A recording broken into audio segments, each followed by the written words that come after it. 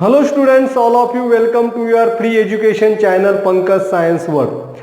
Students, we are studying the chapter chemical reaction and equation. तो बच्चों आज जो है इस चैप्टर के अंदर हम एक बहुत ही इंपॉर्टेंट वीडियो जो है वो मैं लेके आया हूं जिसपे आपको पढ़ना है writing chemical equation, how to write the chemical equation. तो केमिकल जब हम केमिकल रिएक्शन को लिखते हैं तो उसको दर्शाने के लिए हम केमिकल इक्वेशन का इस्तेमाल करते हैं। The chemical reactions are represented by using the chemical equation. तो केमिकल इक्वेशन कैसे लिखना है, इसमें बहुत स्टूडेंट्स को प्रॉब्लम आती है। तो केमिकल इक्वेशन लिखने के कुछ रूल्स है, अगर ईच रूल को आप अच्छी तरह से समझ लोगे तो आपको कोई भी केमिकल इक्वेशन लिखना मुश्किल नहीं होगा, ये बहुत ही आसान होगा।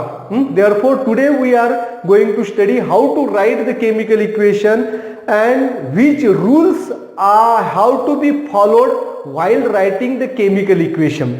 तो केमिकल इक्वेशन लिखते वक्त हमें कौन कौन से रूल जो है इसको फॉलो करना है, इसके बारे में आज के इस वीडियो में पढ़ते हैं। तो let us now we are going to start the conventions और the rules followed while writing the chemical equation. तो केमिकल इक्वेशन लिखते वक्त हमें कौन कौन से रूल फॉलो करना है। तो फर्स्ट रूल, पहला रूल क्या है बच्चों, while writing the chemical equation the reactants are always written on left hand side. तो रिएक्टेंट जो है उसे क्या लिखना है, लेफ्ट हैंड साइड में लिखना है।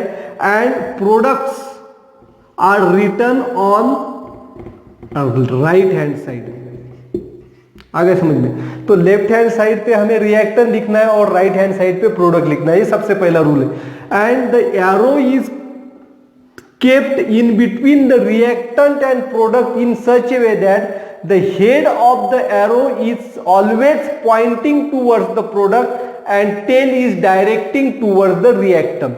तो रिएक्टेंट और प्रोडक्ट दोनों के बीच में हमें एरो रखना है। तो इस तरह से रखना है कि एरो का हेड जो है वो प्रोडक्ट की तरफ होगा। And this arrow also indicates the direction of chemical reaction. ये बहुत इंपॉर्टेंट बात है। तो ये जो रिएक्टेंट और प्रोडक्ट के बीच में जो एरो होता है उसका इंपॉर्टेंस क्या है, it shows the direction of chemical reaction. तो केमिकल रिएक्शन किस दिशा में हो रही, ये रिएक्टेंट है और इस रिएक्टेंट से प्रोडक्ट तैयार होते हैं। तो this shows the direction of chemical reaction. आ गया समझ में बच्चों। अब जो है सेकंड रूल जो है वो देख लीजिए। तो सेकंड रूल क्या है, if there are more than two और more than two reactants and products are in chemical reaction then they are linked with a plus sign in between them. आगे समझ में, अगर कोई केमिकल रिएक्शन के अंदर दो या दो से ज्यादा रिएक्टेंट है या प्रोडक्ट है तो इनको एक दूसरे से अलग करने के लिए इनके बीच में प्लस साइन जो है वो लिखा जाता है। अब एग्जांपल देखिए, कॉपर सल्फेट सॉल्यूशन के अंदर अगर हम जिंक डस्ट डालेंगे तो it forms the zinc sulphate colourless solution and copper particles. ये रिएक्शन है। अब देखिए इसमें क्या किया है, कॉपर सल्फेट और zinc, these are the two reactants and this two reactant are linked by the plus sign. तो इस प्लस साइन से ये दोनों रिएक्टेंट लिंक भी हुए हैं और दो रिएक्टेंट जो है इसे हमने सेपरेट भी किया है। Similarly in the product zinc sulphate and copper are linked with plus sign and at the same time they are separate from each other by the plus sign. तो इससे क्लियर हो जाता है कि रिएक्टेंट्स कितने हैं और प्रोडक्ट कितने हैं और कौन कौन से हैं। तो plus sign is always kept in between two और मोर रिएक्टेंट्स एंड टू और मोर प्रोडक्ट्स। आ गया समझ में। अब जो है थर्ड रूल, ये भी बहुत ही इंपॉर्टेंट है बच्चों। अब देखिए इसमें क्या करना है, to make the chemical equations more informative. Chemical equation को ज्यादा इंफॉर्मेटिव बनाने के लिए क्या करना पड़ता है, to make the chemical equation more informative the physical states of the reactants and products are indicated in the equation. तो केमिकल रिएक्शन को और केमिकल इक्वेशन को मोर इंफॉर्मेटिव बनाने के लिए फिजिकल स्टेट जो है वो मेंशन करना बहुत जरूरी है। तो फिजिकल स्टेट के लिए कुछ जो है सिंबल्स यूज किए जाते हैं। अब देखिए there are 3 states, matter 3 state में होता है, सॉलिड, लिक्विड और गैसियस। तो for the gaseous state of the reactant और product we use the small g written in a bracket, for the liquid small l and for solid small s, and all these solid, liquid and gases, that is small g, small l for liquid and small s for solid, they are written in a bracket and in front of their फॉर्मूले। ना इनका जो formula है उसके बाद जो है हम ये स्टेट जो है फिजिकल स्टेट मेंशन करते हैं। Then if moreover if the product is in gaseous state, then instead of G, this product are indicated by an arrow directing upward direction। अब हमने गैसियस स्टेट के लिए क्या सिंबल यूज किया है, small जी, जो ब्रैकेट में अगर प्रोडक्ट में गैस तैयार हो रहा है तो वहां उस दौरान वहां पे जी लिखने के बजाय हम क्या लिखते हैं, एरो दर्शाते। फॉर एग्जांपल अब देखिए, carbon reacts with oxygen gas, carbon, when carbon burns it reacts with oxygen gas so as to form the carbon dioxide gas, ये रिएक्शन है। अब इसमें क्या हो रहा है, प्रोडक्ट में गैस तैयार हो रही है, तो यहाँ पे हम जो है वो CO2 इसे हम किस तरह से दर्शा रहे हैं, अपवर्ड डायरेक्टिंग एरो। अब कार्बन जो है ये सॉलिड स्टेट में, देयरफॉर यस, ऑक्सीजन गैस है, देयरफॉर जी, और यहाँ पे हमने जी नहीं लिखा है, क्या लिखा है, एरो, बिकॉज यहाँ पे गैस रिलीज हो रही है। अगर कोई प्रोडक्ट गैसीय स्टेट में होता है तो उसके लिए हम ये सिंबल यूज करते हैं। Then moreover if the products form is insoluble solid, अगर प्रोडक्ट जो फॉर्म हो रहा है वो इनसोल्यूबल सॉलिड है, यानी कि सॉल्यूशन के अंदर सॉलिड है लेकिन वो इनसोल्यूबल है, that is in the form of precipitate, then instead of writing yes we mention the arrow and this arrow is pointing downward। आ गया समझ में? अगर प्रोडक्ट के अंदर प्रेसिपिटेट तैयार होता है, इनसोल्यूबल सॉलिड तैयार होता है, तो उस प्रेसिपिटेट को डाउनवर्ड डायरेक्टिंग एरो से दर्शाते हैं। अब देखिए कैसे, ये रिएक्शन से समझेंगे। ये रिएक्शन है, hydrogen sulphide gas reacts with sulfur dioxide gas, then it forms the sulfur and water। अब देखिए, अब सल्फर जो तैयार होता है ये सल्फर का प्रेसिपिटेट तैयार होता है वाटर के अंदर, therefore it is shown by downward pointing arrow. और H2O लिक्विड फॉर्म में इसीलिए L यूज किया है, SO2 गैस है और H2S ये भी क्या है, गैस है। आ गया समझ में? तो इस तरह से ये रिएक्शन होती है। ये रिएक्शन को मैंने बैलेंस कर दिया, तो बैलेंसिंग जो है बाद में हम पढ़ेंगे। आ गया समझ में? तो क्या करना है हमें, सॉलिड, लिक्विड, गैसियस स्टेट जो है इसके लिए G, L और S हमें यूज करना है, और उसके बाद अगर प्रोडक्ट में गैस तैयार होता है तो अपवर्ड पॉइंटिंग एरो, अगर प्रोडक्ट के अंदर प्रेसिपिटेट तैयार होता है तो डाउनवर्ड पॉइंटिंग एरो। आ गया समझ में? अब इसके बाद जो है, if the reactants and products are in the form of solution in water, that is they are present in a aqueous solution state। अगर कोई प्रोडक्ट या रिएक्टेंट जो है वो जो है उसका सॉल्यूशन वाटर के साथ है तो उसे एक्वायस स्टेट कहा जाता है। अब कोई भी पदार्थ जो है उसको अगर पानी के अंदर मिक्स होते हैं, उसको पानी के अंदर अगर सोल्यूबल है तो उसका एक्वायस सॉल्यूशन तैयार होता है। फॉर एग्जांपल हमने एक ग्लास लिया, उसके अंदर एक चम्मच नमक डाला है, सोडियम क्लोराइड, और इसका सॉल्यूशन तैयार है, this is called as aqueous solution of sodium chloride. तो ये जो एक्वायस स्टेट होती है, this aqueous state is indicated by putting the word AQ in a bracket and this AQ is written after the formula। अब इस reaction में देखिए, copper sulphate is a aqueous solution, that is copper sulphate का water के अंदर solution है। Zinc यहाँ पे सॉलिड है, यहाँ पे जिंक सल्फेट ये भी एक्वायस है, और सल्फर जो है वो सॉलिड है। आगे समझ में? तो एक्वायस स्टेट, इस now if the heat is given from outside to bring about the chemical reaction, at that time this heat is mentioned by writing the sign of triangle above the arrow that indicating the direction of chemical reaction. अगर कोई chemical reaction में heat देने की जरूरत होती है, when the heat is given outside, at that time, तो heat दी है उस रिएक्शन के अंदर, यानी कि इस रिएक्शन को होने के लिए हीट की जरूरत होती है, उस रिएक्शन के लिए हीट की जरूरत होती है, इसका अर्थ है। तो वो हीट को हम ट्रायंगल से दर्शाते हैं और ट्रायंगल जो है वो एरो के ऊपर लिखना पड़ता है। अब एग्जांपल से समझेंगे। अब देखिए CaCO3 यानी कि इसे कहते हैं limestone.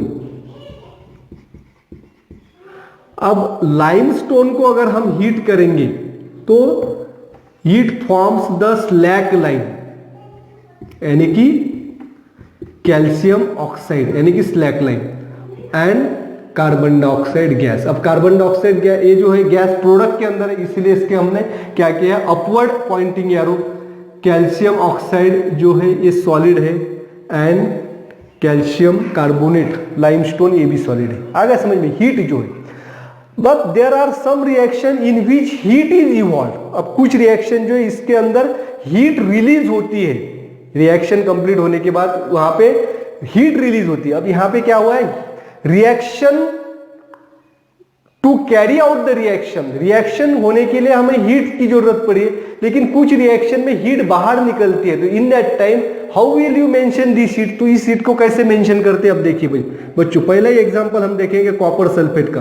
Copper sulphate when reacts with zinc crystal it forms the zinc sulphate and copper plus heat is produce. अब देखिए यहाँ पे हीट जो है वो तैयार हुई, तो हीट को कैसे, हीट रिलीज हुई है तो bye putting the plus sign at the end of products and writing the word HEAT। तो इस हीट का इसका अर्थ क्या है कि इस रिएक्शन में हीट रिलीज हुई है, और ये सिंबल जो है, ये सिंबल क्या दर्शाता है, the heat is given to carry out the reaction. तो इस रिएक्शन को कंप्लीट करने के लिए हीट की जरूरत पड़ी और इस रिएक्शन में हीट तैयार हुई है।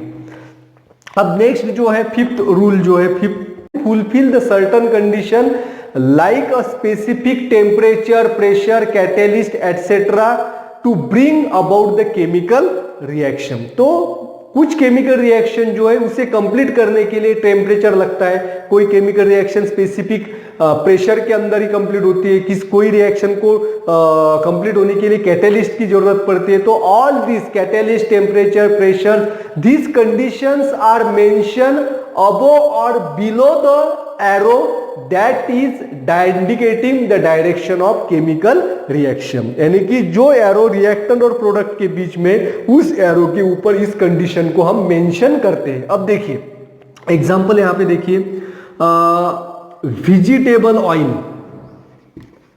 अब वेजिटेबल ऑयल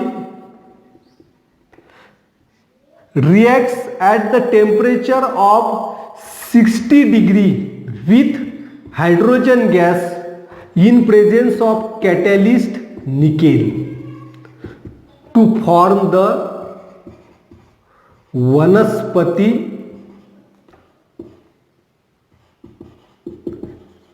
घी। अब वनस्पति घी सॉलिड है, इस गैसियस है, और वेजिटेबल ऑयल जो है, वेजिटेबल ऑयल लिक्विड है। आगे समझ में, तो वेजिटेबल ऑयल और हाइड्रोजन गैस की रिएक्शन कब होती है, जब उसे 60 degree temperature, at 60 degree temperature when hydrogen gas is passed to the vegetable oil in presence of catalyst nickel, then vanaspati ghee is form. अगर इस रिएक्शन के अंदर निकेल कैटेलिस्ट नहीं है तो ये रिएक्शन कंप्लीट नहीं होगी, उसे टेम्परेचर बहुत ज्यादा लगेगा। तो to decrease the temperature nickel catalyst is used and this reaction is carried out at 60 degree temperature। आगे समझ में। अब नेक्स्ट और लास्ट रूल जो है जिसे हमें फॉलो करना है, the special. Now see the rule number 6, the special information और names of the reactants and products are written below their formulae. अब कोई स्पेशल कंडीशन है, स्पेशल इंफॉर्मेशन है या रिएक्टेंट और प्रोडक्ट के नाम है, ये सभी उनके फॉर्मूला जो है उसके नीचे लिखने पड़ते हैं। फॉर एग्जांपल अब देखिए, reaction of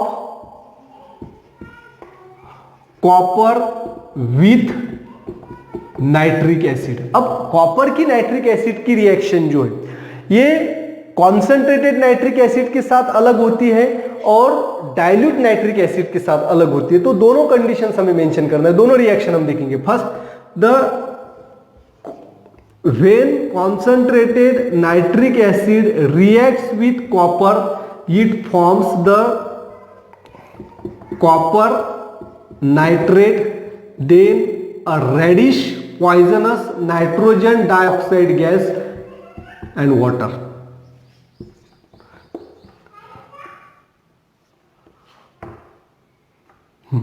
This is the reaction। तो अब यहां पे जो है हमने नाइट्रिक एसिड यूज किया, लेकिन कौन सा नाइट्रिक एसिड है? कॉन्सेंट्रेटेड। तो CONC use for concentrated and DIL for dilute. तो पूरा वर्ड भी लिख सकते हैं और CONC भी हम लिख सकते हैं। आ गया समझ में?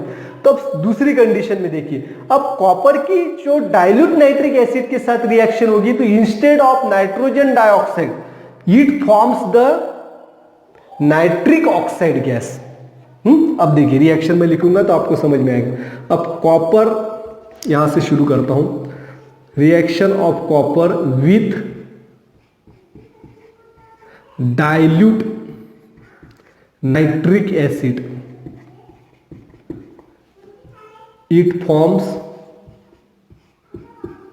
Copper nitrate CuNO3/2 plus nitric oxide, देखिए NO प्लस H2O।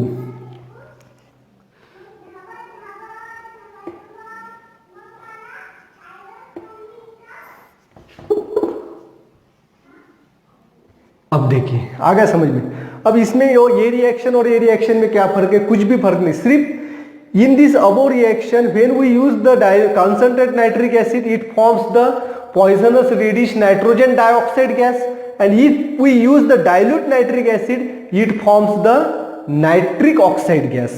अब जो है बाकी इंफॉर्मेशन, अब इनके नाम भी उनके फॉर्मूले के नीचे लिखने पड़ते हैं। कॉपर, इसका नाम कॉपर, इसका मैंने पहले लिख दिया है डाइल्यूट नाइट्रिक एसिड, यह है copper nitrate, then nitric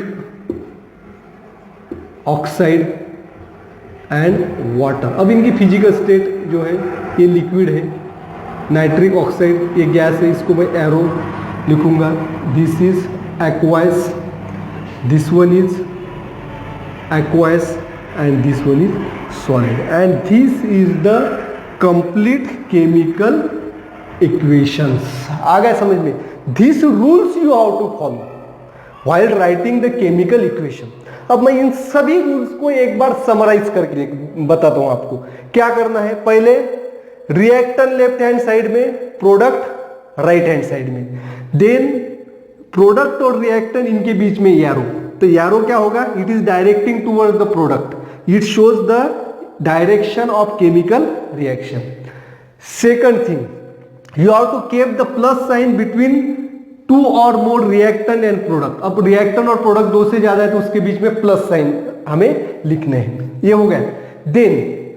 then we have to, अब रिएक्शन को मोर इंफॉर्मेटिव बनाने के लिए क्या करना है? उनकी फिजिकल स्टेट हमें मेंशन करना है। फिजिकल स्टेट क्या क्या है? अब देखिए इसको याद रखिए, गैसीय स्टेट के लिए G ब्रैकेट में लिखना है, लिक्विड स्टेट के लिए L लिखना है, सॉलिड स्टेट के लिए S लिखना है। अब इसके बाद लिक्विड, गैसियस, लिक्विड और सॉलिड हो गए। अब इसके बाद अगर गैस प्रोडक्ट में तैयार हो रहा है, if the gas is form in the product then you have to mention it by arrow.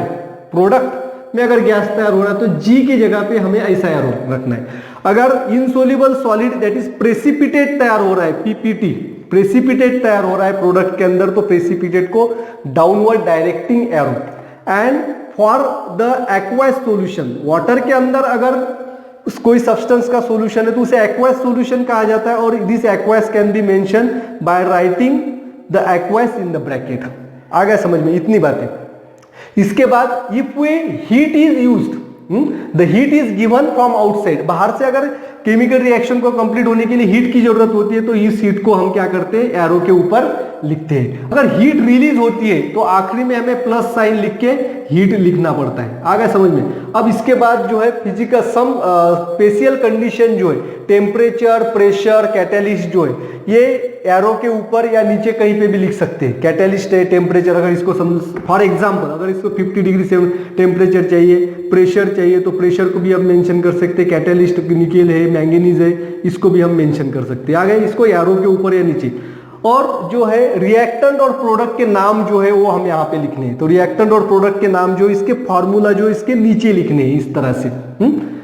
और कॉन्सेंट्रेटेड है तो इसके लिए हम CONC यूज कर सकते हैं, एसिड, और डाइल्यूट जो सॉल्यूशन है तो इसके लिए DIL भी लिख सकते हैं। And in this way you can make the chemical equation, and if you follow all these things then it is very easy to write the chemical equation of any chemical reaction। अब next video जो रहेगा बच्चों, इसमें हम पढ़ेंगे how to balance the chemical equation. अब chemical equation लिखना तो हमने सीखा है, लेकिन अब यहाँ पे देखिए मैंने 8 मॉलिक्यूल्स लिखे हैं, यहाँ पे 4 लिखे हैं, यहाँ पे 2 लिखे हैं, यहाँ पे 4 वाटर के लिखे, तो इनको जो है बैलेंस कैसे करना है, how to balance the chemical equation, तो इसके बारे में नेक्स्ट वीडियो आएगा जिसका आपको थोड़ा इंतजार करना पड़ेगा। Thanks for watching this complete video. Don't forget to subscribe my channel. Thank you.